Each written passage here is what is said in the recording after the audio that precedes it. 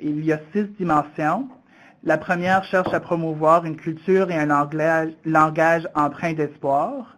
La deuxième est une affaire personnelle qui privilégie la personne avant tout et préconise une approche holistique ainsi que l'autonomie et l'autodétermination.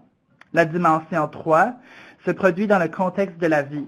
Reconnaître la valeur et de la famille, les amis, la collectivité, les pères aidants. Bref, c'est de favoriser l'inclusion sociale, la défense des intérêts et les déterminants sociaux, de combattre la stigmatisation et la discrimination et nouer des partenariats communautaires. La dimension 4 cherche à répondre aux divers besoins de toutes les personnes vivant au Canada durant tous les parcours de la vie, ainsi que des immigrants, des réfugiés et des groupes ethnoculturels et racialisés, et aussi tenir compte des différences entre les sexes et les besoins des membres de la communauté 2SLGBTQ ou d'autres collectivités. La dimension 5, quant à elle, cherche à travailler avec les Premières Nations, les Inuits et les Métis et d'intégrer les expériences et le savoir expérientiel de ces différentes communautés. Et enfin, la dimension 6 se penche sur la transformation des services et des systèmes. Ultimement, cette dimension préconise que le rétablissement concerne la vision, l'engagement et la culture en matière de rétablissement, donc permettre de reconnaître et valoriser les personnes ayant un vécu expérientiel, leurs familles, les employés à travers le système. Donc, nous sommes aujourd'hui très heureux de discuter de la dimension 1, soit de promouvoir une culture et un langage empreint d'espoir. Et c'est avec un grand plaisir qu'aujourd'hui que j'ai la chance de vous présenter les présentateurs et l'animateur de la présentation qui viennent avec nous en partenariat avec l'Association québécoise pour la réadaptation psychosociale, un partenaire clé vraiment qui a permis à la Commission de bien comprendre et de travailler avec les différentes communautés qui travaillent sur le rétablissement. Donc aujourd'hui avec nous, nous avons Mme Annie Bossé, Mme Caroline Lemire, Mme Linda Dufour et M. Laurence Caron. Mme Bossé est éducatrice spécialisée depuis 1997 et formée en intervention par les pairs. Elle utilise depuis 2009 son vécu expérientiel pour accompagner les personnes à traverser les étapes de leur rétablissement en santé mentale. Mme Lemire est détentrice d'un baccalauréat en service social. Elle a travaillé dans les rues en service spécialisé en dépendance, en recherche sociale, ainsi qu'en enseignement en éducation spécialisée. Actuellement chef de programme à la clientèle santé mentale pour une unité de soins en psychiatrie, ainsi qu'un foyer de groupe en réadaptation. Madame Dufour est née dans un petit village de la Côte-Nord. C'est à l'âge de 17 ans qu'elle part pour suivre une formation d'infirmière dans la ville de Bécomo. Dans sa famille, on valorise les études, l'aspiration, et la réalisation de leurs rêves. En fait, Mme Dufour partageait qu'on n'a pas beaucoup valorisé, donc elle a fallu beaucoup de caractère et de détermination pour réaliser ses rêves. Elle est donc infirmière depuis 32 ans et maintenant gestionnaire dans les services de santé mentale. Et elle a appris de ses différentes expériences que les principaux défis auxquels elle fait face, c'est d'améliorer et valoriser la pratique en santé mentale et d'être un joueur clé dans l'implantation de l'approche axée sur le rétablissement dans sa région. Et enfin, M. Caron, qui animera la présentation, est formé en sciences de l'éducation ainsi qu'en travail social. Il est chargé de projets au Québec pour le groupe Travail sur la stigmatisation et la discrimination en santé mentale et membre du Hallway Group de la Commission de la santé mentale. Dans les dernières années, il a formé des milliers de personnes au Canada et outre-mer sur la stigmatisation, le dévoilement et le rétablissement à travers les activités de son employeur, la QRP. Donc, il fait un grand plaisir de vous présenter à la QRP, à l'équipe qui va nous présenter aujourd'hui et à Laurence qui va animer la présentation. Donc, je passe maintenant la parole à Laurence. Bonjour à tous. Donc, je m'appelle Laurence Caron, c'est bien moi. Contrairement à ce que dit ma description en bas ici, vous allez voir, je ne suis pas un joueur de lutte, mais bien c'était la lutte contre la stigmatisation. Il manquait un T. Donc, c'est juste une précision comme ça. le webinaire aujourd'hui, comme le disait Samuel, merci beaucoup pour l'introduction en passant. Le webinaire aujourd'hui, ça va être sur la base de l'approche du rétablissement, donc promouvoir une culture et un langage empreint d'espoir. Ça peut être un petit peu fastidieux un webinaire, c'est difficile de notre côté parce qu'on ne voit pas à qui on s'adresse, il peut y avoir une diversité d'attentes de votre côté.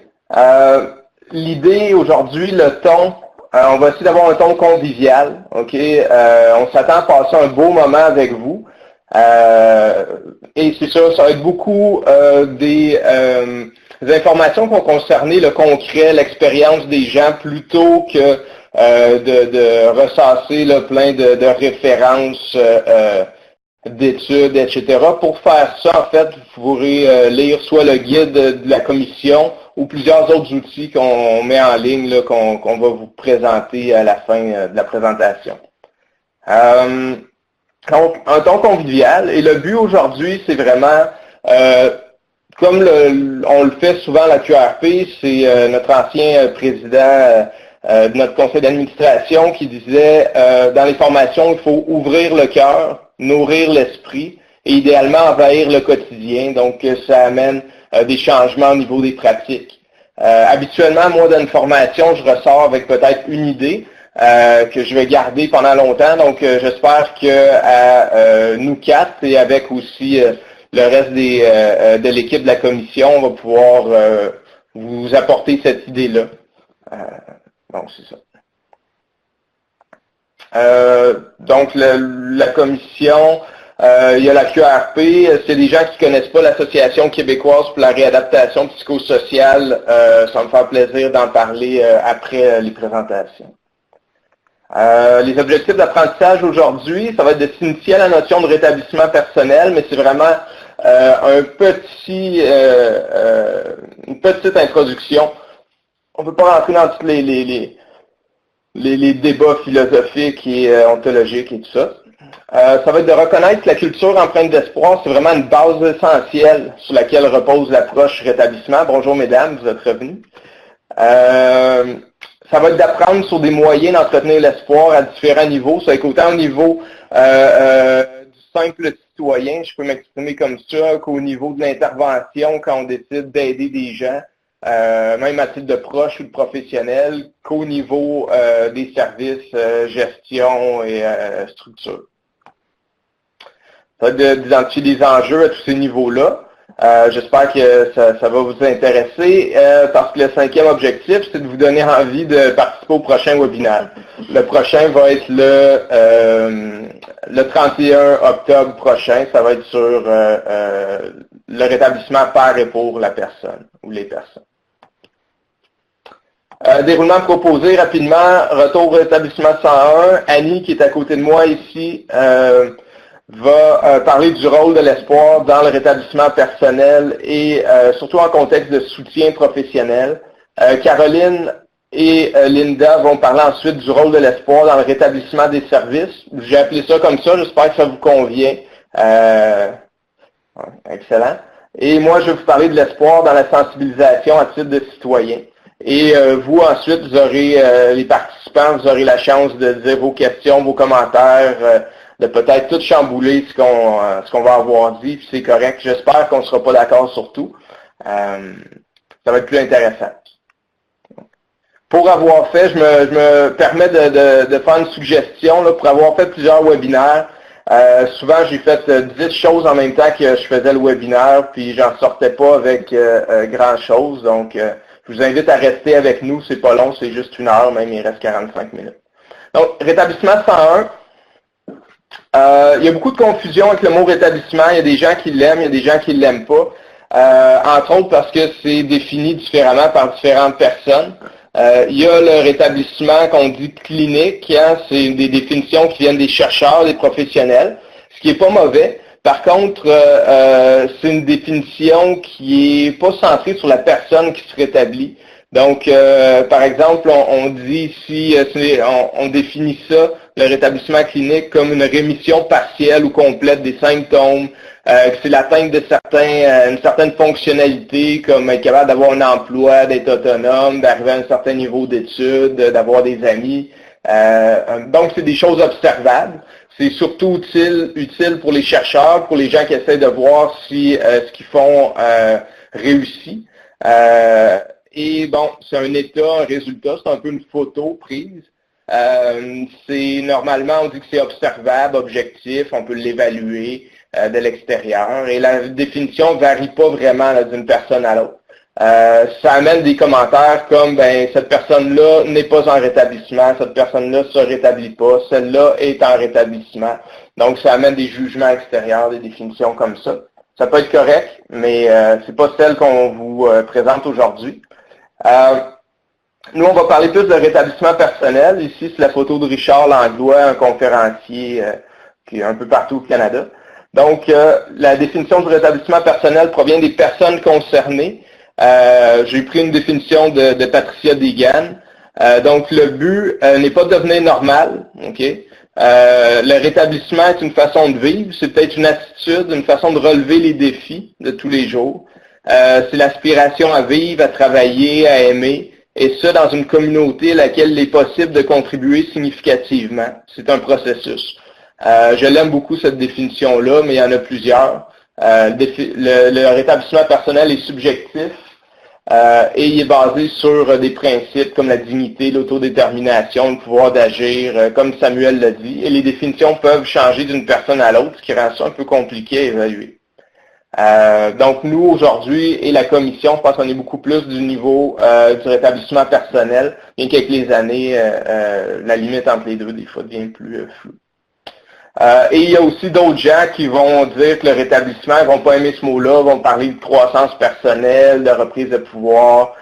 Des gens qui disent autrefois, les gens se présentaient en disant « je suis un psychiatrisé ». Un jour, c'est devenu « je suis un ancien psychiatrisé ». Puis là, maintenant, les gens disent « je suis en rétablissement ». Et pour certaines personnes, c'est juste la mainmise encore du modèle médical sur les personnes qui ont été chercher de l'aide. Donc, il y a des gens qui n'aiment pas ce mot-là.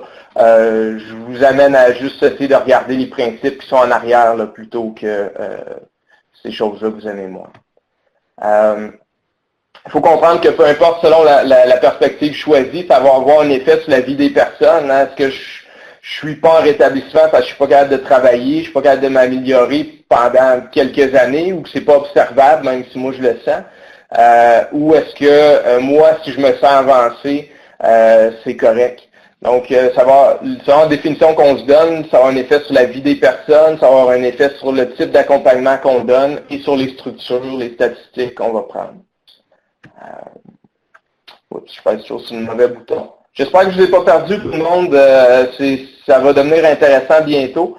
L'important, ce que je veux que vous compreniez, c'est que tout commence par l'espoir. Okay? Quelqu'un qui veut s'améliorer, peu importe là, la définition qu'on donne du rétablissement, si on veut avancer dans la vie, il y a quelque chose qui doit nous mener en avant, un point qu'on peut regarder, une lumière, si on peut dire. Donc, tout commence par l'espoir. Et juste le modèle rétablissement, y croire, ça prend de l'espoir. C'est pas n'importe quel espoir, c'est pas des discours philosophiques. J'aimais bien la petite citation que j'ai mis en dessous pour ceux qui ont des lunettes. Les croyances aux possibilités de rétablissement personnel sont pas nouvelles. Elles s'inscrivent dans un continuum d'expériences positives vécues depuis des décennies. Donc, c'est pas juste au niveau d'une croyance philosophique, c'est croire au rétablissement, c'est d'être témoin d'expériences positives, puis de plus en plus d'expériences positives. Donc, on parle de ça aujourd'hui, l'espoir pour les personnes, l'espoir pour les intervenants, l'espoir pour les personnes qui accompagnent. Donc, je vous présente Annie Bossé qui va faire la première intervention. Je vous dis allô, ok, comme ça. Oui, ça fonctionne. Oui, c'est ça, c'est à l'envers des caméras. Donc, tu as entendu la présentation de Samuel. Est-ce que tu avais quelque chose à ajouter dessus? Ben, je crois que c'était très bien présenté. D'ailleurs, la tienne aussi. Oui. Ça m'introduit peut-être à vous dire que effectivement, le rétablissement commence par l'espoir. Je pense que pour être capable d'aller de l'avant, si je parle de moi, si je parle des gens que j'ai rencontrés depuis 8 ans comme parent aidante que j'ai accompagné, l'espoir est au cœur du mieux-être qui peut se définir après. Fait que je peux peut-être dire qui je suis. Oui, ben en fait, ce que j'aimerais que tu fasses pour qu'on puisse avancer, juste pour casser la glace, j'aimerais que tu nous dises une force personnelle. Ben moi, une force personnelle que j'ai, c'est d'aimer être en contact avec les gens, puis d'essayer justement de semer l'espoir. C'est une des choses que dans ma vie quotidienne, que je travaille ou je travaille pas, j'aime être en contact avec les gens. Puis dans mon parcours, c'est la première force que j'ai eue à... si je vous parle un petit peu de mon parcours, on va passer à la deuxième slide. Donc, je comprends, je m'excuse, je t'interromps, juste souci de structure, moi je suis un gars structuré, c'est une de mes forces. Donc, ce que je comprends, ce que tu vas nous présenter, c'est le rôle de l'espoir dans ton parcours personnel. C'est là où tu t'en allais, je t'ai coupé, je te demande pardon. L'espoir dans l'accompagnement, donc tu as une profession, tu as été éducatrice spécialisée et père aidante, puis tu accompagnes des gens, tu donnes de l'espoir à des gens, on va en parler. Puis, si on a du temps, des exemples concrets. Ça n'intéresse pas vraiment les gens, les exemples concrets. Non, ça fait pas de sens d'avoir des exemples. Je fais des passes. Donc, ben c'est ça qu'est-ce que je mentionnais, c'est que dans le fond, c'est sûr que moi, j'ai eu une enfance avec des parents en difficulté de santé mentale, fait que j'ai baigné là-dedans depuis que je suis toute jeune. J'ai eu à me trouver des modèles d'identification, j'ai eu à chercher de l'aide à un certain moment donné parce que je n'avais plus d'espoir, en fait, dans la vie.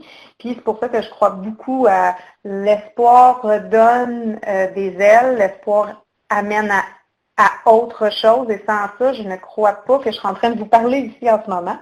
Donc, et tout ça, c'est sûr que ça a un lien avec les services de santé mentale que j'ai reçus, mais aussi qu'est-ce que j'ai eu dans ma vie comme gens autour de moi qui ont aidé à mon processus de rétablissement.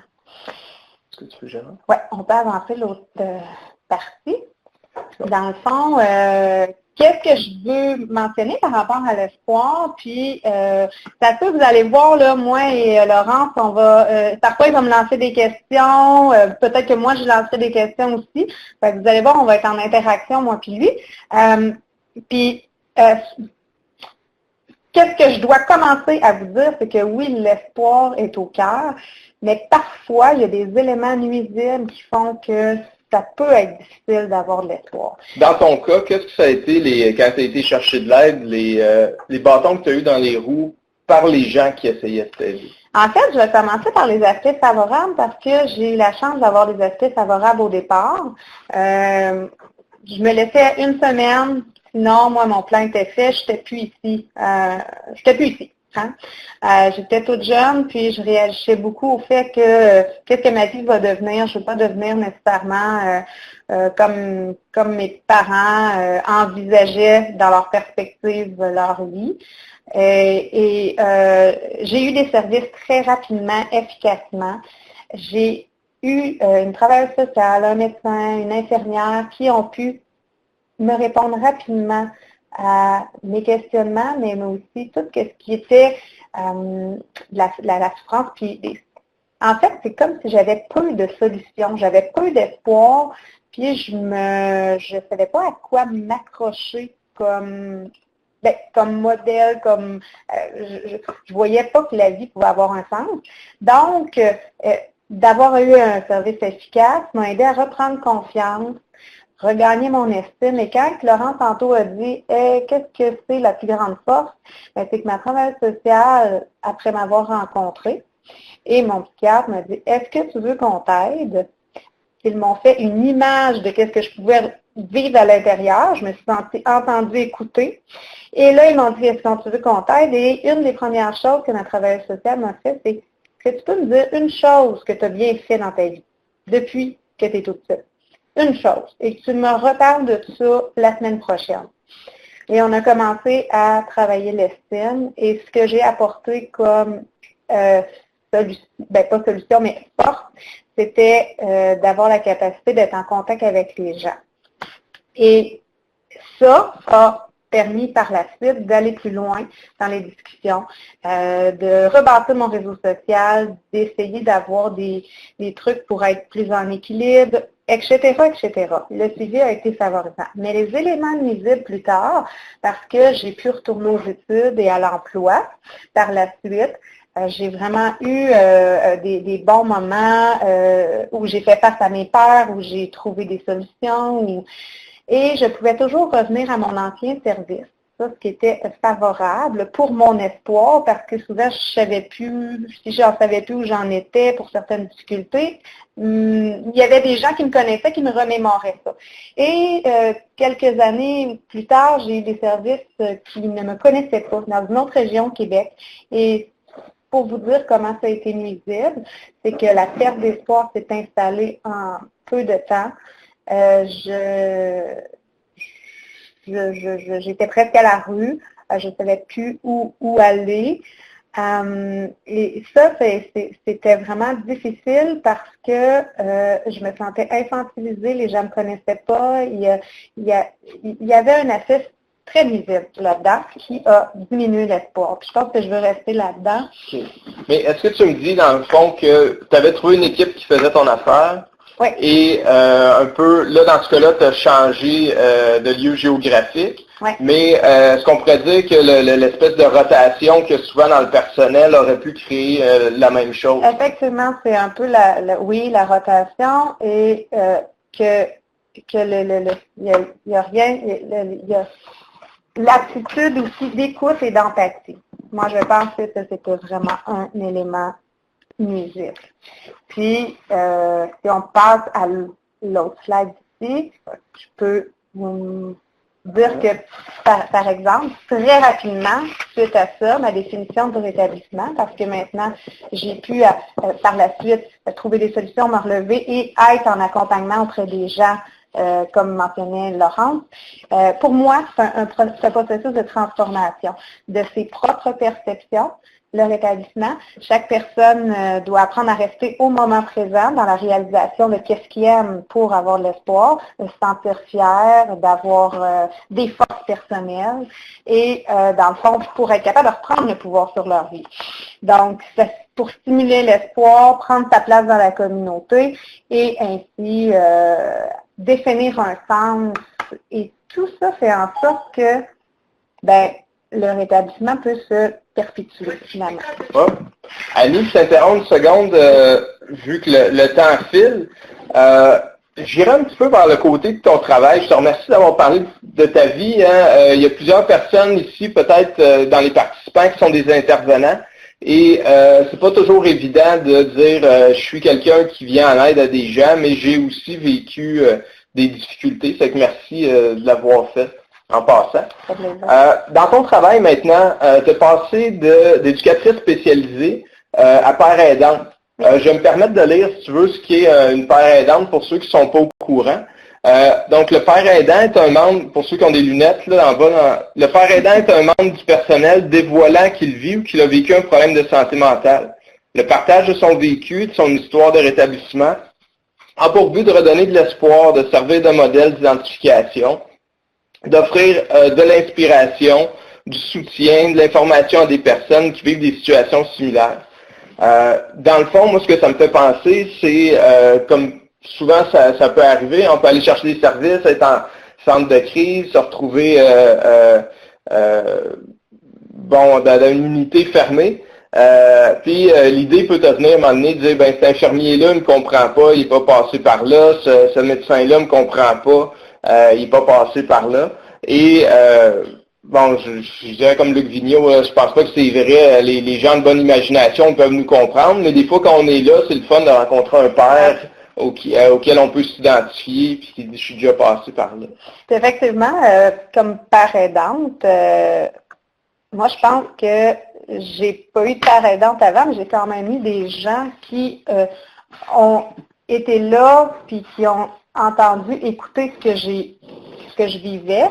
La plus-value du père aidant, c'est qu'en utilisant l'expérience, on vient qu'à mettre une relation de confiance, rapidement pour se sentir dans la normalisation. Ça amène une normalisation puis un plus à ce niveau-là, ce que j'aurais aimé aussi avoir. Puis pour ça, ben dans le fond, moi, c'est que un petit peu, c'est pas le seul outil là, que j'utilise, là, mais vous voyez devant vous les 5 étapes du processus de rétablissement.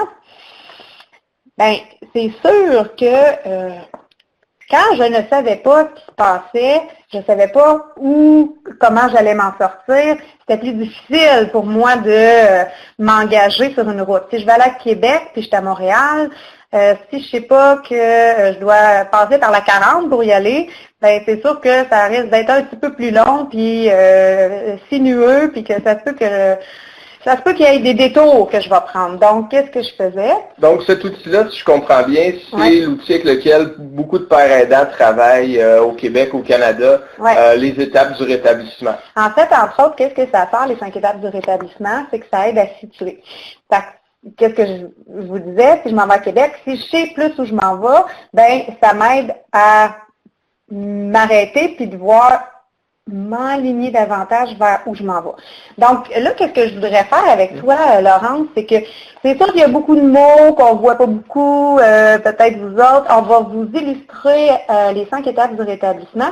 Moi, souvent, les gens ils venaient me voir, puis je leur demandais les mots qu'il y a ici, l'impact du trouble mental, choc et déni, la première étape. Est-ce que tu te vois là-dedans? Est-ce que tu te vois dans la vie est limitée? Est-ce que tu as l'impression qu'il y a un désespoir dans ta vie?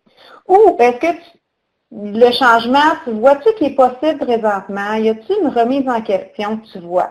Y a-t-il une volonté d'agir, un courage que tu penses qui peut être en place ou tu mets-tu des actions en place pour changer? Donc, la personne a été facilement capable de me dire où elle se situait dans les 5 étapes. Puis moi, ce que j'aimerais savoir, c'est, toi, Laurence, ben, tu l'as peut-être pas mentionné, mais tu as déjà eu à traverser des étapes du rétablissement. Et j'aimerais, par exemple, si ça semble de me dire, est-ce que dans l'étape du trouble mental choc et déni, si tu fais comment tu te sentais ou qu'est-ce que tu vivais à cette époque-là? Parfait. Je fais mon rôle d'animateur une demi-seconde pour vous dire, mesdames, que ça va être à vous vers les 35, là, donc dans 4-5 minutes maximum. Juste pour faire battre votre cœur un peu. Donc oui, ta question c'était si je me suis déjà retrouvé dans la première étape ou comment j'ai été à ce moment-là. Exactement. Je veux pas entrer tout de suite dans les détails trop croustillants de ma vie parce que bon, ça va rester que la postérité, le webinaire.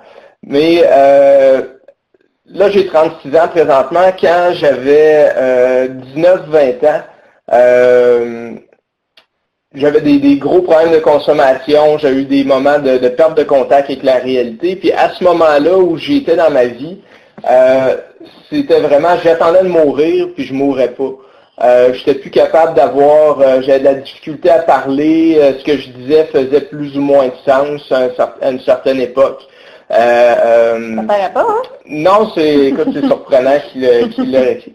Et donc, pas capable d'avoir des relations amoureuses, pas capable d'avoir des relations amicales, pas de relations sexuelles, l'estime basse. J'ai fait plein de choses qui allaient à l'encontre de toutes les valeurs que j'avais eues depuis que j'étais petit.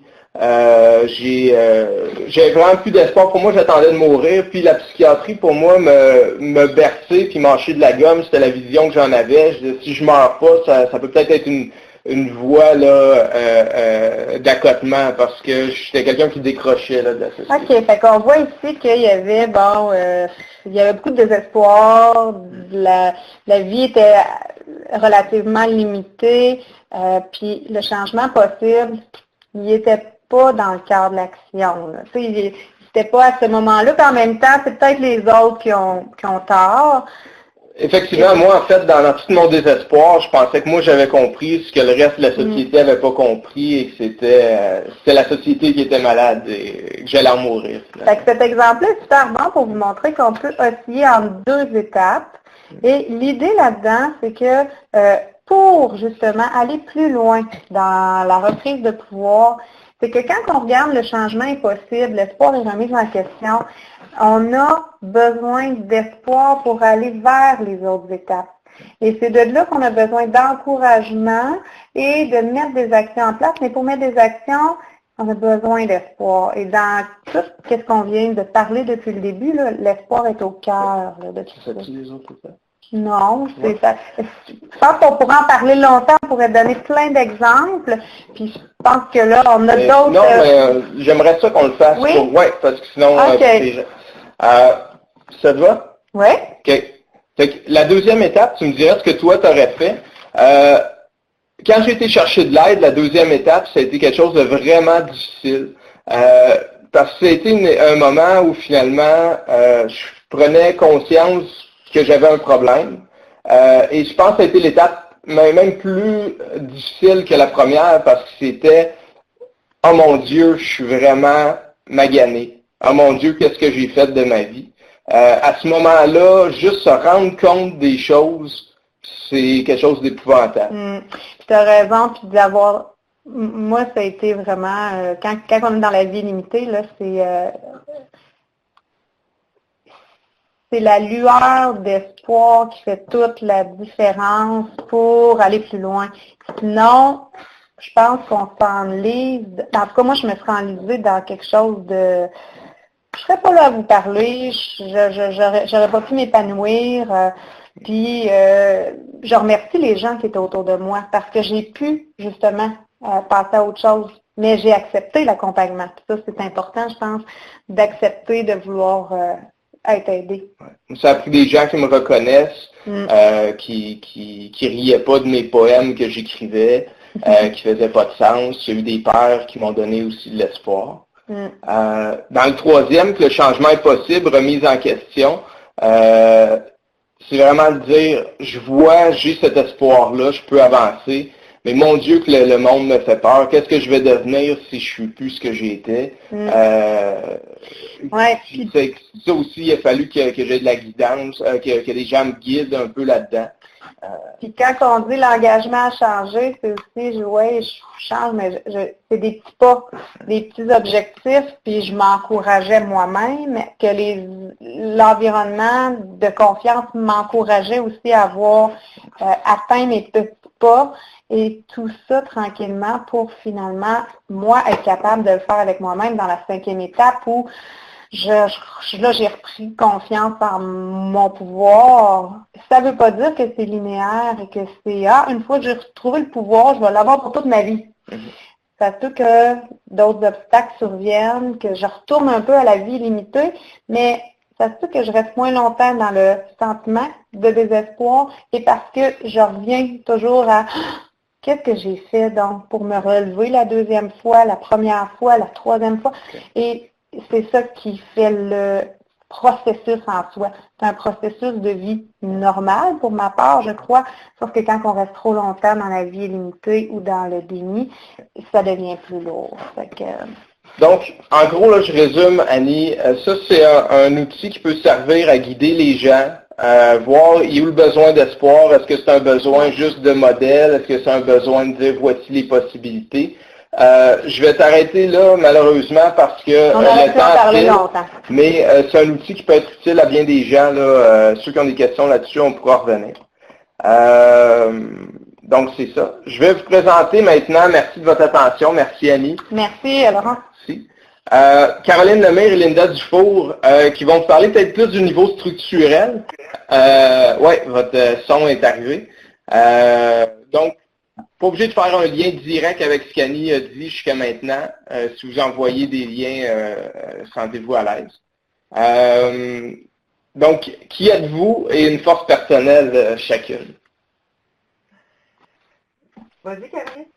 Ben, je m'appelle Caroline Lemire. Bonjour à tous. Ça me fait vraiment plaisir d'être là avec vous pour discuter d'espoir. Je pourrais vous dire qu'une de mes forces, c'est, dans le fond, je suis une personne très ouverte, très empathique à ce que l'autre peut vivre en face de moi. Souvent, ça m'a servi pour m'intéresser à l'autre, puis comprendre, en tout cas tenter de comprendre vraiment la situation. Fait que souvent, si les gens vont dire que je suis quelqu'un d'assez empathique, oui. Ah oui, c'est ça qu'on dit. Bonjour, moi c'est Linda Dufour. Je suis toujours gestionnaire. On l'a dit au début, je l'ai resté encore après ta présentation, Laurence. Comme force, je pourrais dire de la détermination à amener les gens vers, souvent je dis amener les gens, mais les amener à développer leur potentiel, à développer dans une équipe de travail, là, à développer leur autonomie, leur leadership. Je le fais avec mes équipes de travail pour qu'eux autres, à leur tour, puissent le faire avec la clientèle. Fait que j'ai cette détermination-là, puis le désir là, je dirais aider les gens, là, c'est le mot qui me vient, mais c'est pas tout à fait ça, mais en tout cas, c'est ce qu'on va dire aujourd'hui. Dites-moi, je vous ai demandé d'être là aujourd'hui parce que pour moi, avec les changements que vous faites dans les services ou la transformation, la continuation, vous êtes des vrais modèles pour moi, des vrais symboles d'espoir dans ce que vous faites dans votre travail. Comment vous en êtes venu à être ces porteurs d'espoir-là dans votre coin du monde? Je rappelle qu'Annie travaillait plus dans le coin de Montréal. Vous êtes dans une grande région plus éloignée, mais il y a des bouts très urbains aussi. Là, je ne veux pas enlever ça. Excuse-moi. Donc, comment est-ce que vous en êtes venu à être ces porteurs d'espoir-là? C'est-tu... Ben, en fait, je pense que fondamentalement, Linda et moi, on est des personnes qui croient définitivement que les gens sont en mesure d'occuper une place, peu importe qui ils sont, peu importe s'ils ont une maladie ou non, que les gens ont un potentiel de changement. Puis c'est ce qu'on souhaite vraiment qui atterrisse puis qui rayonne au niveau de nos équipes. Ça fait quand même plusieurs années qu'on travaille à instaurer des pratiques qui sont axées sur le rétablissement. C'est pas d'hier qu'on a débuté des choses. On va vous en parler aussi, évidemment, là, un peu plus tard. Mais sincèrement, on a une force ensemble. Ça fait qu'on n'a pas été choisi, si on veut, là, il y a eu un appel du rétablissement qui s'est fait. Puis, naturellement, c'est venu qu'on ne s'est pas sélectionné. Ça a été, on a eu une étiquette de porteuse de dossier à ce niveau-là. Puis écoutez, on nage là-dedans, on y croit. On a vraiment espoir que la pratique peut changer. Voilà. Je sais pas si tu voulais rajouter. Ben, la seule chose que je pourrais rajouter, c'est que c'est aussi un processus. Moi, oui. si je prends comme exemple que avant d'être gestionnaire, j'ai été intervenante dans le milieu de la santé mentale.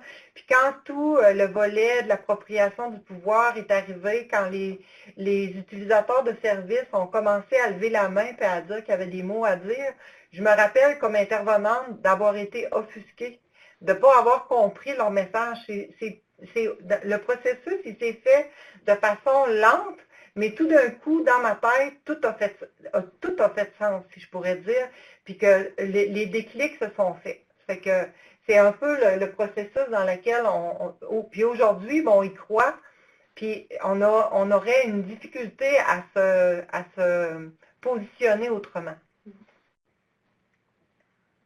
Je vous laisse prendre le contrôle du PowerPoint. Si vous pouvez avoir jusqu'à peut-être à 2 heures, puis je ferai une partie plus réduite pour moi à la fin.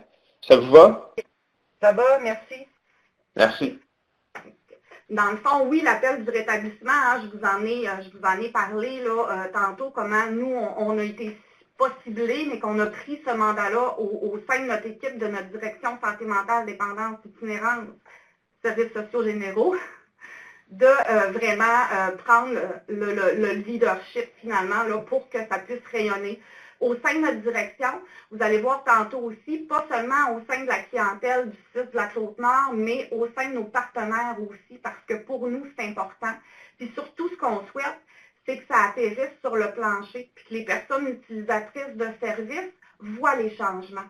Mais pas seulement qu'ils les voient, mais qu'ils participent aussi à ces changements-là. Qu'on puisse les accompagner vraiment dans leur établissement, puis de semer l'espoir, c'est vraiment le rôle qu'on s'est donné. Par contre, Linda va vous en parler, il y a des enjeux. Hein. Quand on fait un changement de culture de pratique, quand on veut instaurer des éléments nouveaux au sein des équipes, puis vraiment aller profondément. Hein, c'est un changement majeur là, quand même dans des milieux qui sont très médicalisés. Linda va vous parler là, des enjeux là, qu'on rencontre quotidiennement dans notre pratique. OK. Hop. Le premier enjeu qu'on pourrait dire, c'est que la région de la Côte-Nord, c'est un territoire qui est grand, qui est vaste. Il représente, c'est une population de 100 000 habitants, mais qui est répartie sur un territoire qui a une superficie de 237 000 kilomètres. Ça fait que si les gens sont bons vis-à-vis les distances, tout ça, on peut s'imaginer que c'est large. Plusieurs régions de cette superficie-là, ça représente 33 municipalités, dont 9, c'est des municipalités, là, des communautés autochtones. Puis je trouvais ça le fun tantôt de voir que dans une des dimensions, les nations, les Premières Nations sont inscrites parce que pour nous, c'est pas un enjeu négatif, c'est positif parce que déjà, dès le début de nos démarches d'implantation du rétablissement à l'intérieur des services, on a eu le souci des impliqués parce qu'ils font partie de ce changement-là aussi, à partir de leur propre culture. C'est ça. T'avais-tu d'autres choses, toi, Caroline, par rapport à cette partie-là? C'est de faire rayonner la pratique sur 33 municipalités, de créer vraiment un vent de changement, puis de s'assurer que ce vent-là se promène d'une municipalité à l'autre. On a un territoire, comme Linda le disait, qu'il y a des endroits qui sont accessibles seulement par avion, seulement par motoneige l'hiver. Fait que nous, ce qu'on souhaite, évidemment, c'est que l'espoir, puis la pratique, puis l'accompagnement vers un rétablissement de nos usagers, que ça soit un peu sensiblement la même chose à Chevry, par exemple, qu'à Sept-Îles ou à Bécomo, qui sont plus les grands centres. Fait que ça, pour nous, évidemment, c'est un enjeu. Là. Oui. C'est ça qu'on a mis, là on l'a mis, peut-être que j'aurais pensé je vais parler plus des changements de discours et pratiques dans nos équipes avant de parler de la résistance qui peut avoir lieu auprès des médecins. Mais si on regarde, quand on a à amorcer discuter avec les équipes pour amener les équipes vers un changement, c'est peut-être qu'au début, à titre de gestionnaire, on était pressé. On se sentait pressé, on voulait le mettre en place, on y tenait beaucoup. Peut-être que même des fois, on a été à bousculer ces équipes-là. Puis tout d'un coup, on s'est rendu compte qu'en bousculant, l'équipe est aussi en rétablissement. L'équipe ont toujours travaillé en fonction des façons de faire bien précises, parfois qui étaient peut-être un peu trop coercitives.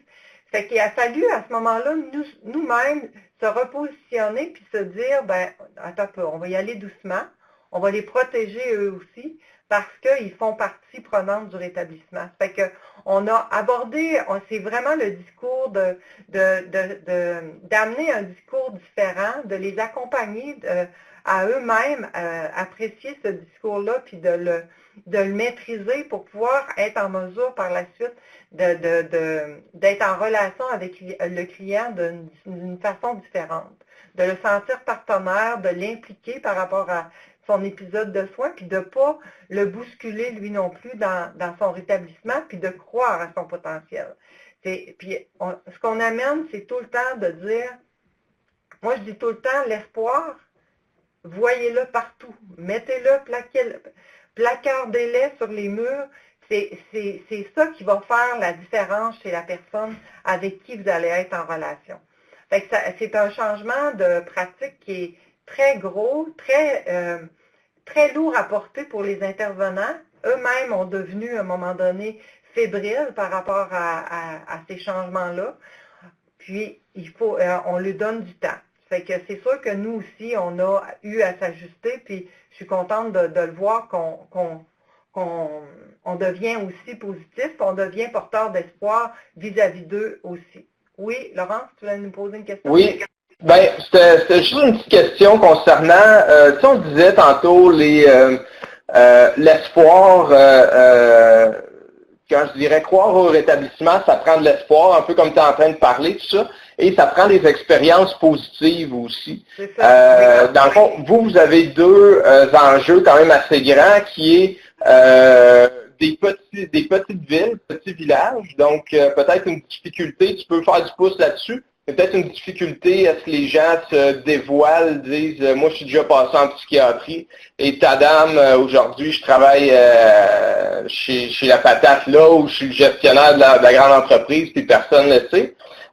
Donc il y a peut-être un côté, le message positif, authentique là, porté par une personne peut peut-être être plus difficile à trouver. Est-ce que c'est le cas ou non? Puis comment le transporter sur le territoire? Là? Je te dirais, Laurence, c'est vraiment le cas. Ce à quoi on est confronté, c'est aussi le fait qu'on connaît les gens, puis ce qu'on a eu tendance, puis ce qu'on essaie de rectifier, c'est qu'on a eu tendance de trouver la bonne personne. Nous-mêmes, de la cibler, de vouloir dire « Ah, je pense qu'elle pourrait faire une bonne personne », plutôt que d'ouvrir, de faire laisser les gens se proposer eux-mêmes.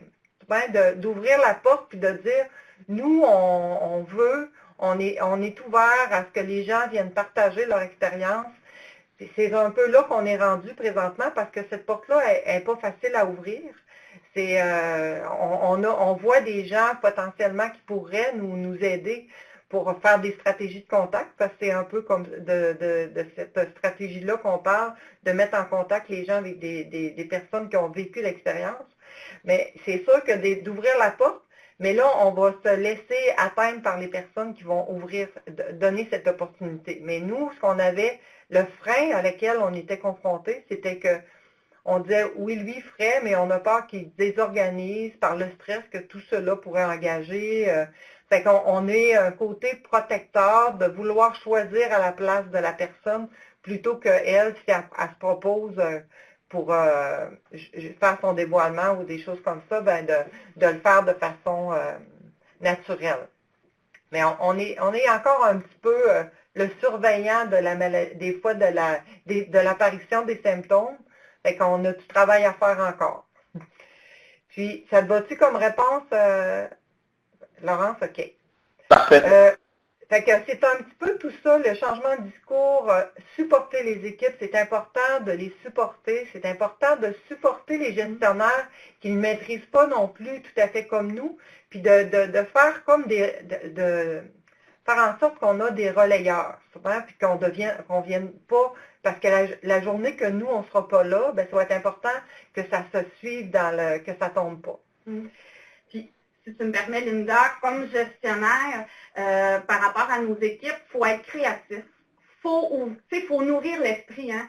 Bon, on le dit dans le rétablissement, mais pour créer l'espoir, il faut nourrir l'esprit de nos intervenants pour être créatif, pour essayer des choses, pour gérer le risque différemment. C'est un peu ça, hein, un changement de pratique, un changement de discours.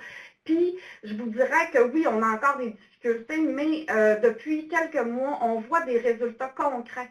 Des choses des usagers, des personnes utilisatrices de services qui vraiment sont dans une étape plus avancée de leur rétablissement grâce à la gestion des risques, grâce à l'espoir que les intervenants ont développé par rapport aux accomplissements que cette personne-là peut faire, de s'intéresser à elle, à ses forces, à ses compétences, plutôt qu'à sa maladie. Fait qu'on est là-dedans, mais c'est nous, comme gestionnaire, on a vraiment un rôle de susciter là, cette créativité-là, puis cet espoir-là chez nos équipes. C'est beau, oui. Merci.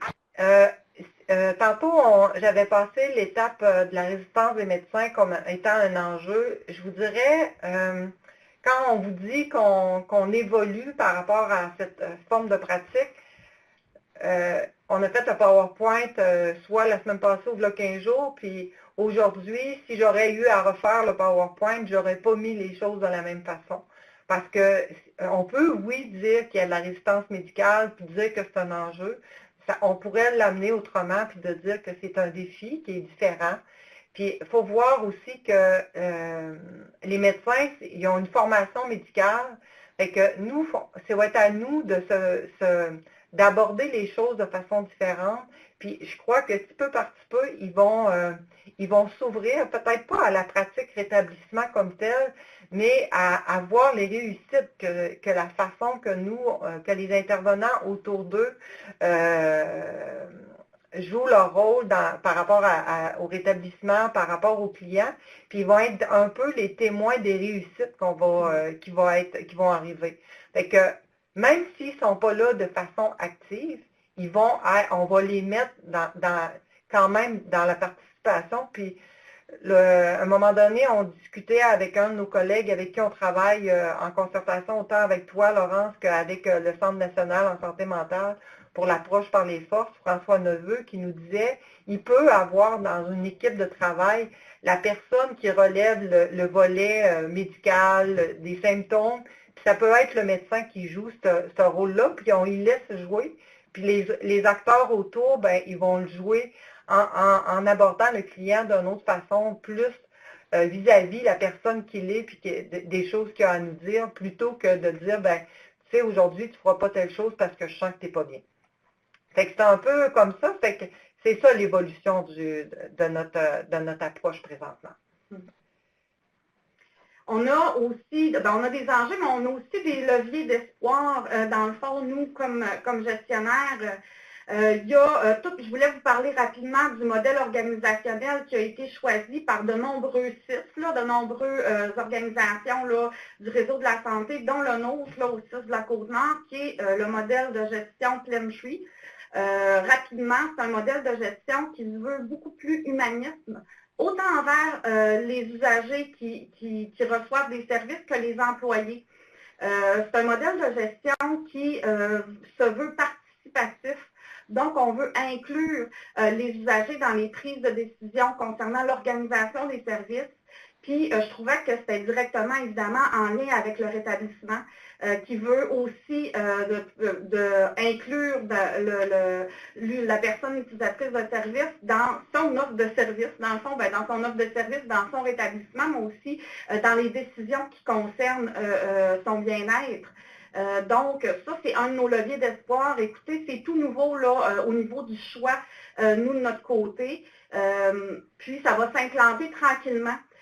Au sein de l'organisation, ça va être notre rôle comme gestionnaire, évidemment, de faire rayonner ce modèle-là dans nos équipes. Puis je pense que, en tout cas, Linda et moi, heureusement, les valeurs véhiculées par Plentree nous rejoignent complètement, puis rejoignent l'approche du rétablissement. Donc, pour ma part, c'est un levier d'espoir pour nous. Ensuite,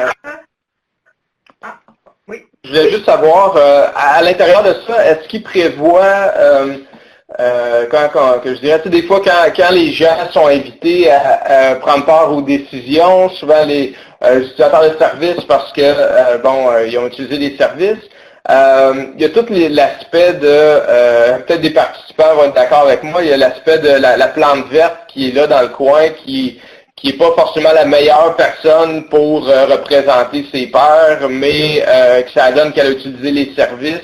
Donc, il y a tous les enjeux de former la personne, trouver la bonne personne. Est-ce que c'est des choses qui sont prises en compte parce que c'est une dépense de ressources, ça, si on y pense, ça, bien préparer les gens. Oui. C'est des choses qui sont prises en compte. Je suis curieux dans Plentree ou dans votre approche. Dans Plentree, mais aussi dans tout... même s'il n'y aurait pas eu Plentree, il y avait ce volet-là par rapport dans comment on amène la participation des utilisateurs de services puis les membres dans l'entourage à faire valoir de donner leur opinion par rapport à l'organisation des services. On va bien structurer les choses. On veut que les personnes qui sont assises autour des tables, ils sachent pourquoi ils sont assis autour des tables, puis qu'ils puissent dire aussi à la fin de ça, est-ce que ça avait une valeur ajoutée, est-ce que ça n'en avait pas, puis de tenir compte de leur point de vue.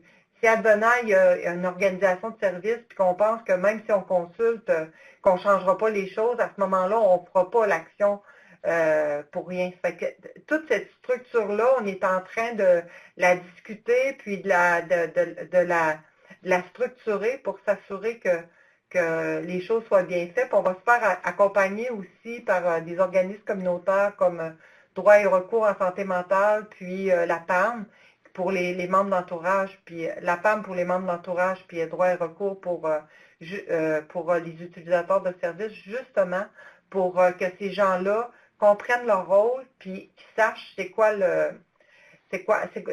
quoi qu'on s'attend d'eux dans le fond. Ça te va? Absolument, je vous laisse continuer. Merci. Vous reprendrez les minutes que je vous ai fait perdre. Je ne sais pas si c'est perdu, là. Donc, c'est tantôt, on le disait, hein, au niveau des leviers d'espoir, pour nous, c'est beau de le dire, puis d'en parler, puis d'avoir des documents, puis des documents de référence, puis on parle souvent, Linda et moi aussi, avec notre cœur, hein, on y croit, on est comme investi finalement d'une mission, je pense que nos équipes le savent. Mais au-delà de ça, on a besoin de partenaires pour aussi faire rayonner cette pratique-là. Puis on a eu, Laurence, tu es un de nos partenaires, évidemment. Tu es venu là, sur notre belle Côte-Nord pour parler de la stigmatisation avec nos groupes, notre gang, nos employés.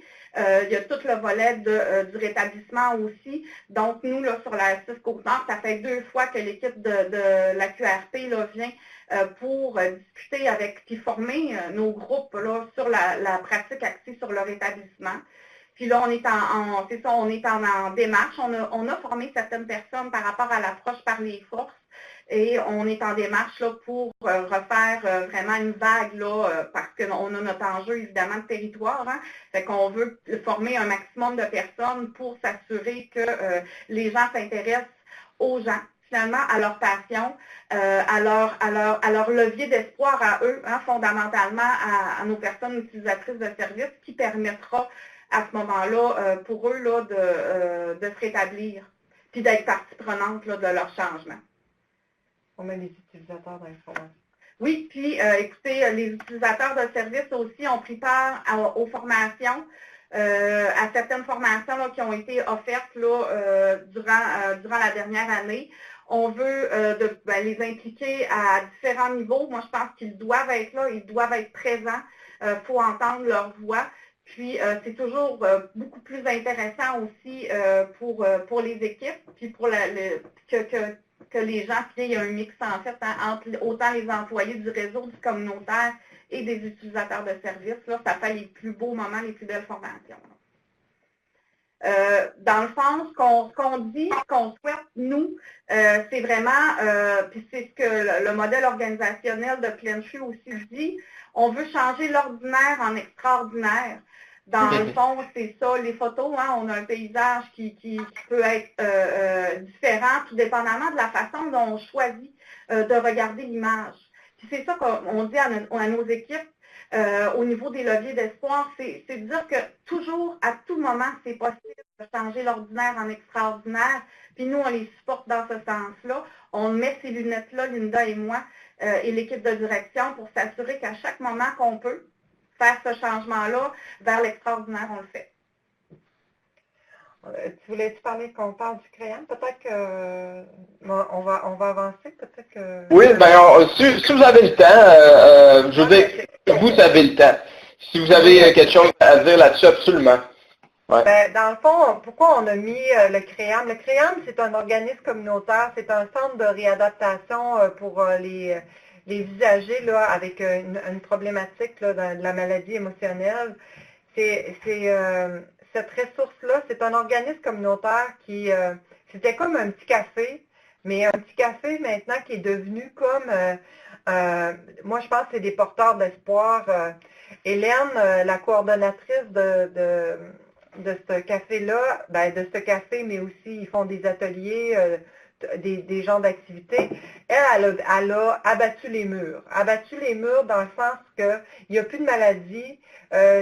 C'est comme Jean-Claude qui vient à tous les jours avec les forces qu'il a. Si Robert vient et que Robert est plus anxieux cette journée-là, ben Jean-Claude peut aider Robert. C'est plus les intervenants du CREAM qui sont les responsables de ramasser les gens quand ils vont moins bien. Puis souvent, elle est dans un virage, puis un virage qui, selon nous, puis de façon instinctive, qui nous apparente beaucoup du rétablissement. Et ils font des... ils allent dans différents organismes pour venir aider, soit pour des levées de fonds, soit pour faire des ventes de garage, pour récolter des sous, faire de l'emballage chez Maxi, pour des organismes. Fait que, il n'y a plus de barrières, les intervenants, les usagers sont au même niveau, puis la place, que ce soit le bureau de la coordonnatrice, s'il y a quelqu'un qui a besoin d'écrire une lettre, elle va y ouvrir son bureau, puis elle va aller s'asseoir au comptoir, sur la petite chaise. Tu vois, les portes sont ouvertes, c'est super intéressant de voir comment elle aborde la clientèle. Là. Fait que je trouvais que c'était important de le nommer parce que c'est toutes ces petites graines qui sont semées, qui peuvent un jour faire la différence, puis qu'on amène à voir les gens de différentes façons, puis éviter, c'est de l'inclusion sociale, puis c'est d'éviter, ça vient aussi contrer toute la stigmatisation qui peut être souvent reliée à la clientèle en santé mentale. Je trouve ça super intéressant que vous nommiez les initiatives comme ça, communautaires, hein, bon, il y a le non communautaire, mais il y a aussi l'espèce de la force d'être ensemble, des fois, d'être en communauté, puis souvent pas juste fermé, là, tu sais, qu'il y a des activités à l'extérieur, mais d'être ensemble. Récemment, je voyais un documentaire qui a été fait sur un organisme Daybreak, qui est au Nouveau-Brunswick, c'est Eugène Leblanc qui a fait ça. Et ça montrait ça, tu sais, un organisme, il y a eu un feu, puis les gens qui allaient à l'organisme sont restés solidaires, et vraiment une belle histoire, mais une histoire qui est pas curative, qui est pas sous une lunette de on va vous guérir, c'est plus la force d'être ensemble, puis d'avoir des amis, de se considérer différemment, qui n'est pas toujours souligné dans le milieu curatif parce que c'est dur des fois à mesurer l'importance que ça peut avoir dans une vie. Je trouve ça super intéressant que vous nommiez. C'est que le CREAM, après la discussion, on va mettre un lien pour que vous puissiez en apprendre plus là-dessus. Il y avait une question là-dessus. OK, merci. Vous pouvez conclure, je continuerai après. Vous laissez votre numéro personnel si les gens veulent vous appeler. On va conclure en disant que dans le fond, notre objectif, c'est de semer l'espoir, évidemment, chez nos équipes, chez les différentes directions aussi au sein du CIS, la Côte-Nord, chez nos partenaires, de travailler vraiment en collaboration. Puis, écoutez, d'avoir la conviction qu'on peut réaliser quelque chose d'extraordinaire. Fait que c'est vraiment ça qu'on veut, on veut poursuivre, Linda et moi, là, dans notre rôle. Mais on sait quand on dit quelque chose d'extraordinaire, c'est pas nous qui le faisons, mais c'est ensemble qu'on le fait. C'est la communauté dans le fond. Absolument. Merci de préciser. Hein. Oui, parce que je veux pas qu'on se l'approprie. Oh non. Ah ben, j'espère en tout cas que c'est contagieux et que les gens sont inspirés par ce que vous faites. Merci beaucoup. Restez là, je vais continuer, je vais faire ma partie. À moins que les autres de la commission me disent qu'on n'a pas le temps. Je vous rappelle que vous pouvez donner vos commentaires, votre appréciation à tous les participants, vos questions.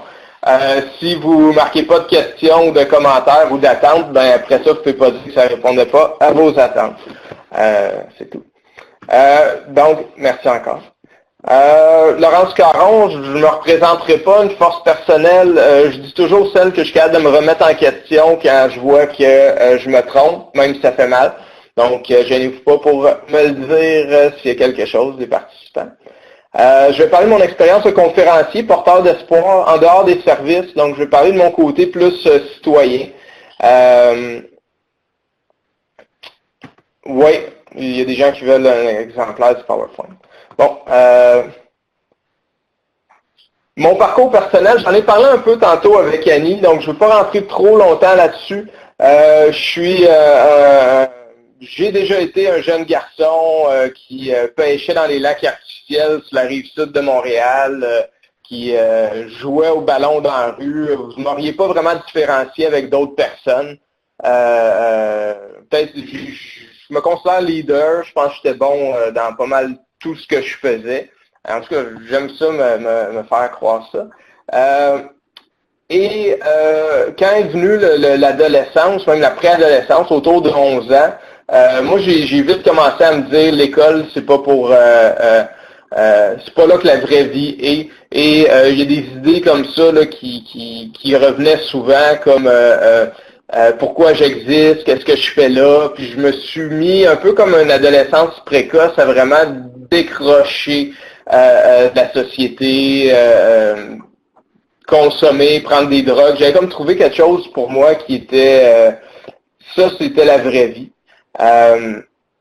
Et comme je disais tantôt, ça a été une descente, là, vous voyez dans le V qui est ici que je présente, là, donc il y avait ma vie avant, les difficultés, donc ça a été vraiment une descente assez fulgurante où j'ai volé les gens que j'aimais, j'ai trompé les gens que j'aimais, j'ai fait beaucoup de choses que je dirais pas en ligne là, que je dis en conférence, mais duquel j'ai extrêmement honte, que je me dis, mon Dieu, j'ai-tu fait ça pour de vrai, tu sais, des choses qui ont pris des années avant d'en parler. Je me suis retrouvé à avoir des services d'aide en toxicomanie, mais aussi psychiatrique. J'ai connu c'était quoi la contention chimique, d'être agité, de pas savoir, de pas avoir de réponse à ce qui se passait avec moi dans les services. J'ai connu aussi, je peux dire que je suis jeune, mais quand même, comparé à d'autres gens de mon âge, j'ai connu le sentiment de j'ai pris du retard que je reprendrai jamais. Je deviendrai jamais le géant de mes rêves que j'avais imaginé. Donc, un gros deuil à faire d'une vie que j'avais imaginée. Comme tout le monde, mais peut-être que je l'ai pris gros. Et un petit pas à la fois, j'ai passé de quelqu'un qui n'était pas capable de travailler, qui n'était pas capable de se lever le matin, qui n'était pas capable de gérer ses émotions en classe, parce que j'ai essayé de retourner à l'école, à quelqu'un qui tranquillement a vécu des réussites. Entre autres parce que j'ai eu des gens proches de moi qui, quand je vivais des échecs, pouvaient en rire avec moi. Il y avait ça. Ça a été quelque chose d'intéressant. Bref, jusqu'à aujourd'hui, où tranquillement je suis devenu intervenant, donc avec des études en travail social. Présentement, je suis pas travailleur social, je paye pas mon ordre, il faut que je le dise. Et formateur à la QRP. Je dis tout ça parce que j'ai un parcours qu'on pourrait dire lié aux problèmes de santé mentale. Et présentement, j'en parle publiquement. Qui est quelque chose d'assez étrange parce que j'avais réussi à avoir l'air normal. Aujourd'hui, je parle de dévoilement. Dévoilement, vous le voyez ici, ça consiste essentiellement à faire connaître une partie de notre vie, de notre personne, de notre expérience personnelle, là, passée ou présente, qui peut être en lien avec les problèmes de santé mentale ou autres. Il y a plein de raisons pourquoi les gens peuvent se dévoiler. Hein, des fois, moi, ce que j'entends souvent, c'est les gens qui excusent leur comportement pour c'est comme, excuse-moi, j'ai tout dépensé l'argent, c'est parce que j'ai tel diagnostic, ou excuse-moi, j'ai été violent hier, tu sais, j'ai tel diagnostic. Donc, des fois, les gens vont en parler comme ça, mais des fois, ça va être aussi pour des choses plus nobles comme que pas juste sauver les conséquences, mais aider d'autres gens comme Annie fait, donner de l'espoir, etc. Donc, vous voyez ici, là, il y a quelques objectifs du dévoilement. Puis chacun va être différent. On peut expliquer aussi ses comportements. Des fois, qu'on le dit à notre enfant, voici, tu peux t'attendre à ce qu'un jour, quelque chose comme ça arrive. C'est correct, je vais bien quand même, mais je veux que tu le saches, que tu ne sois pas surpris. Des choses comme ça. Moi, j'avais réussi, comme je dis, à avoir l'air normal et j'avais pas l'intention de devenir un visage des maladies mentales ou de la santé mentale. J'avais réussi, j'étais devenu un intervenant, puis personne savait d'où je venais. Un endroit que j'avais super honte. Puis un jour, j'ai entendu ces deux madames-là qui sont en bas, Sandrine Rousseau, Guylaine Cloutier, tous deux pères aidantes, qui m'ont dit quelque chose qui ressemblait à ça. Ils m'ont dit, si dans notre société, il y a juste ceux en crise qui se dévoilent contre leur gré, Puis que ceux qui vont mieux, ben ils arrêtent de parler parce qu'ils ne veulent pas être associés aux fous puis tout ça. Ben si tout le monde fait ça, on envoie un faux message sur c'est quoi être un être humain, c'est quoi avoir des difficultés, c'est quoi pouvoir aller mieux. Puis j'ai détesté en fait là entendre cette phrase-là parce qu'il a fallu que je remette en question mon plan. Que je me dise, moi, c'est quoi ma responsabilité? Qu'est-ce qui fait du sens pour moi? Puis vu que je suis quelqu'un qui a de la misère à avancer dans la vie quand ça fait pas de sens, finalement, j'ai décidé de m'ouvrir publiquement. Donc, de joindre la gang des gens qui font des conférences. En risquant peut-être de me faire rejeter par ma copine, en risquant que des amis qui me voyaient différemment me voient comme ça, de ne pas avoir d'emploi, des choses comme ça. Moi, mon processus, ça ressemble à ça. Ça a été contre mon gré, hein, tout en crise. Ça a été mon processus de dévoilement public. Au début, c'était contre mon gré. J'ai parlé aussi de moi dans des groupes d'entraide. J'ai déjà parlé de mon passé à des personnes qui étaient dans le besoin. Puis des fois en intervention, même quand je faisais des interventions individuelles, je pouvais normaliser en disant une petite partie de ma vie. Ça se fait, c'est quand même délicat, là, donc il faut trouver la bonne façon de le faire. Puis ensuite, je me suis mis à écrire, à en parler dans des formations, et un jour, j'ai fait une capsule vidéo. Et ainsi de suite jusqu'à en parler plus ouvertement. Je suis encore terrorisé par les conséquences que ça peut avoir honnêtement sur ma vie, mais c'est un choix que j'ai fait. Et en faisant mon choix, je me suis mis avec la QRP à développer un programme d'accompagnement au dévoilement. Vous avez le guide, le mini-guide sur le dévoilement qu'on a créé à l'aide d'un programme américain qui existe aussi, Honest, Open, Proud. Donc, quand on aide les gens dans l'accompagnement au dévoilement, comme moi, j'ai dû le faire un peu sans aide. Tu sais, de l'aide, mais c'était pas structuré, on n'avait pas d'outils là-dessus. On a développé quelque chose qui ressemble à ça. On aide les gens, en fait, à faire un choix, à l'aide de ce guide-là, à faire des choix éclairés, mais surtout à assumer leurs choix. Ça ne veut pas dire que si je décide de garder des choses privées, que je me ferai jamais découvrir. Ça ne veut pas dire que si je décide de m'ouvrir, puis de me dévoiler, puis d'aider des gens, ça ne veut pas dire que ça va les aider. Donc, l'idée, c'est de dire, faut que je fasse un choix selon ce que je pense être la bonne chose, puis que je l'assume par après, parce qu'on n'est jamais certain des résultats. Donc, faire un choix éclairé, s'assurer d'avoir un soutien de confiance. Dans chaque région, il y a des organismes de défense de droits, des organismes qui peuvent nous aider, des proches. Le dévoilement, d'après moi, c'est un sport d'équipe.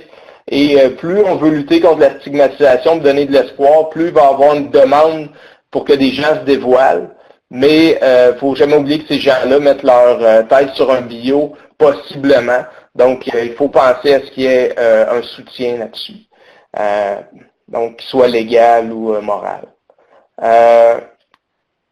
On aide les gens dans le dévoilement public à trouver un message authentique d'espoir, à nommer le cœur du sujet à leur façon, à comprendre c'est quoi un espoir authentique. Hein. Moi, il y a un moment dans ma vie où j'étais prêt de travailler, j'avais pas de blonde. Le message d'espoir authentique, je ne le comprenais pas ce que j'avais à donner, mais j'en avais un à ce moment-là. Il y a des gens qui m'ont aidé à le trouver.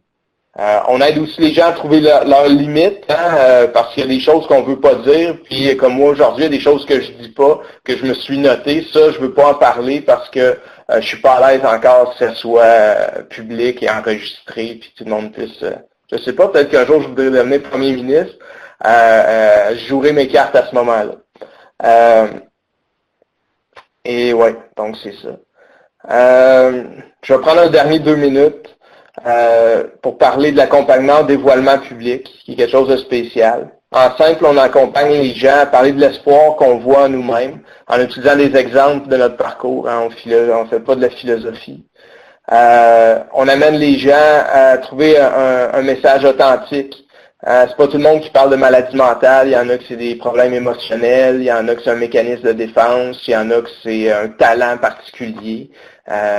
Donc, d'apprendre à nommer le cœur du sujet à notre façon. Moi, je suggère, puis il y a des gens qui sont pas d'accord avec moi, souvent de dire le diagnostic.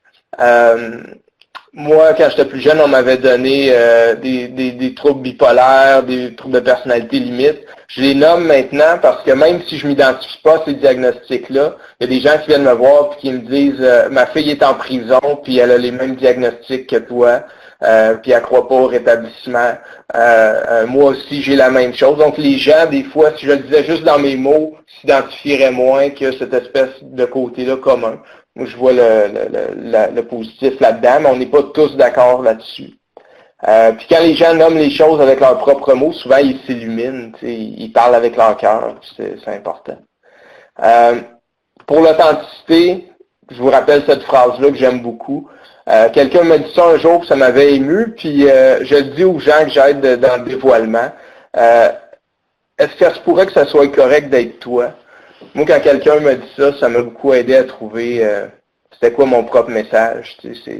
C'est correct d'être moi, puis ça m'a aidé à le livrer.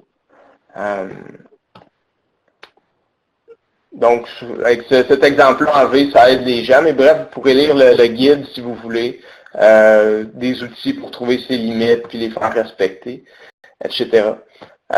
Donc, ce que je veux vous dire, c'est qu'aujourd'hui, l'espoir qu'on a vu, c'est important dans le rétablissement personnel. C'est important comme intervenant aussi d'avoir espoir pour pouvoir le communiquer à l'autre, d'avoir une vision positive de l'autre. Puis c'est pas facile, hein. Si on avait eu le temps, on aurait pu parler avec Annie de qu'est-ce qui arrive quand on perd espoir. Hein? Est-ce qu'on réfère à l'autre ou on s'entête à rester quelqu'un à qui on n'a pas espoir? Est-ce que on a besoin de rencontrer des gens qui nous donnent espoir aussi, d'être nourris comme intervenants, c'est des choses importantes. Comme gestionnaire, je le vois ici, tellement d'espoir aussi qui transparaît de vous autres, c'est des choses contagieuses, ça prend une locomotive au train, c'est important. Puis la boucle se fait avec les citoyens qui viennent aussi donner de l'espoir à tout ce beau monde-là et dans la communauté aussi. Des conférences, j'en ai vu tellement qui ont sauvé des vies, des gens qui voulaient rien savoir de l'aide, puis oups, tout d'un coup, ils entendent quelqu'un parler, puis ça leur dit, OK, je suis pas juste une bébite, je suis pas juste quelque chose d'épouvantable, je peux être une personne, un citoyen avec ma couleur. Puis c'est pas juste, aujourd'hui, je suis quand même articulé. Il y a des gens qui ont pas tous ces mêmes qualités-là. Puis pour moi, c'est pas comme un niveau différent. C'est c'est un message d'espoir personnalisé. Parce qu'il y a des gens qui vont avoir une autre façon de s'exprimer, des fois moins articulée, par exemple. Et ça va juste donner de l'espoir à des gens qui leur ressemblent. Ce que je veux dire, c'est que moi, dans mon discours, je suis seul à faire des témoignages. Ben, il y a du monde qui vont dire, moi, je m'identifie pas à ce gars-là, puis je donnerai pas d'espoir. Donc, c'est important qu'il y ait une diversité de gens là-dedans. Merci de votre attention. Il reste un petit moment pour des questions. J'ai fait un petit peu le résumé. C'est pas des questions de Linda, de Caroline, à Linda, à Caroline, de Annie, à moi, peu importe. C'est que sentez-vous à l'aise. Si vous n'avez pas de questions, des commentaires, on aimerait beaucoup ça, avoir des commentaires sur comment est-ce qu'on peut s'améliorer pour le prochain webinaire le 31 octobre. Plus de trucs, plus de choses concrètes. Est-ce que des discussions comme ça vous intéresse? Je vous l'ai dit, je suis capable de me remettre en question, puis la commission de la santé mentale va aussi vous être utile là-dedans, donc gênez-vous pas pour donner vos commentaires constructifs. Ouais. Merci. Samuel, est-ce que tu vas reprendre le micro? Oui, je peux certainement le reprendre. Merci beaucoup, Laurence. Puis premièrement, merci à tous les présentateurs, présentatrices. Vous avez fait une excellente, je vais dire comme en bon français, une bonne job, à mélanger ou à combiner les aspects pratiques, expérientiels, puis le distiller dans quelque chose que j'espère peut être utile pour les participants qui écoutaient. Donc, je suis vraiment excitée à propos des prochains webinaires qui s'en viennent. Comme Laurence le disait, notre prochain s'en vient le 31 octobre. Je remarque qu'il n'y avait pas beaucoup de questions. On va être déguisé. Pardon? On va être déguisé, Sam? Oui, on va être déguisé, ouais. Parfait. Puis je serai peut-être sur la webcam cette fois-là, juste pour l'unique opportunité d'être en costume. Mais comme Laurence le disait pour les commentaires, sentez-vous libre de nous les faire parvenir dans le sondage qui vous sera fourni lorsque vous allez sortir de la présentation. Puis vos commentaires certainement alimentent la façon qu'on livre les présentations, le contenu, comme Laurence l'a dit. Puis surtout, n'hésitez pas à nous contacter si vous avez des idées de conférenciers, conférencières, de thématiques qu'on pourrait développer ensemble avec la QRP. Encore une fois, Laurence et l'équipe, je vous remercie vraiment beaucoup. Je remercie la QRP de la belle collaboration. Puis on se revoit le 31 octobre. Puis entre-temps, prenez soin de vous. Puis c'est quoi le terme, Laurence, en français, self-care? C'est quoi que tu utiliserais, toi? Ah ouais, prenez soin de vous. On dit ça en quittant les gens. Take care. Ouais. OK, c'est ça, prenez soin de vous, take care, puis on se reparle bientôt. Merci. Merci. Est-ce qu'on attend s'il y a d'autres questions? Ouais, il y a une question qui vient de survenir, mais elle n'est pas claire pour l'instant. Fait que je pense qu'on est peut-être correct juste pour clore la session. Parfait, merci. Ouais, merci. Merci tout le monde.